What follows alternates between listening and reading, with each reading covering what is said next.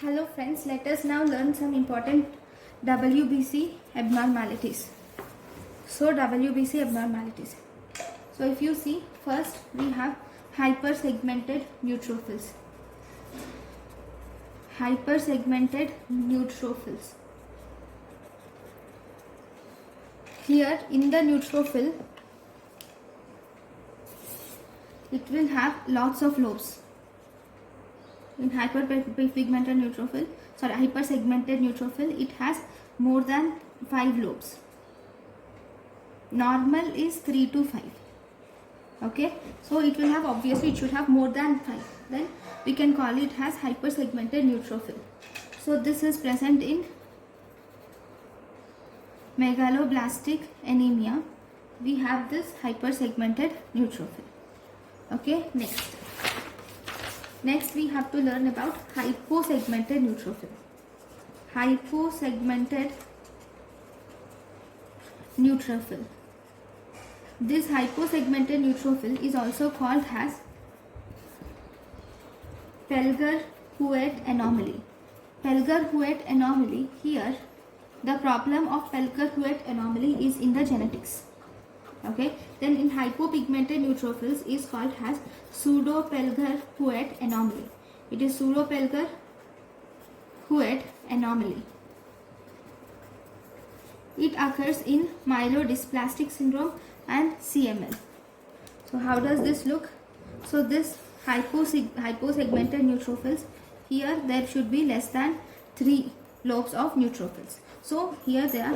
So this is hyposegmented neutrophil. Then we have one more anomaly which is called as May-Hegelin anomaly. So May-Hegelin anomaly. So what is May-Hegelin anomaly? Here in May-Hegelin anomaly you will see presence of giant platelets. There will be giant platelets. There will be low platelet count. And you will also see inclusions in the granulocytes. The inclusions in the granulocytes are called as Dole bodies. What are these Dole bodies? These are dilated endoplasmic reticulum. So if I draw a picture, so this is the neutrophil. So in that, so these are the lobes of the neutrophil, and here you have an inclusion which I am drawing here. So this is the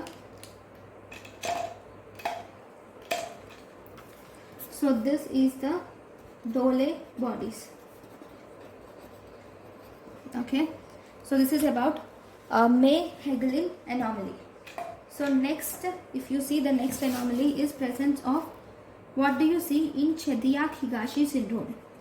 In Chediak-Higashi syndrome,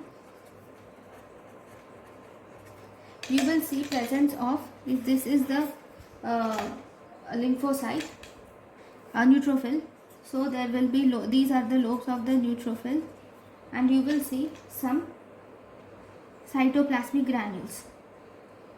Okay, so in Chediak-Higashi syndrome you will see presence of large cytoplasmic granules are seen in this Chediak-Higashi syndrome.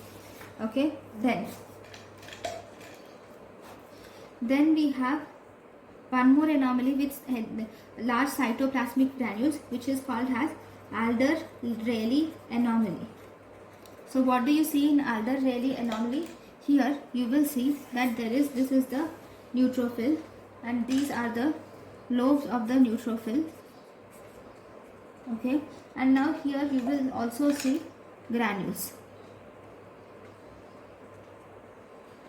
Okay, so this is the, here also you are seeing large cytoplasmic granules.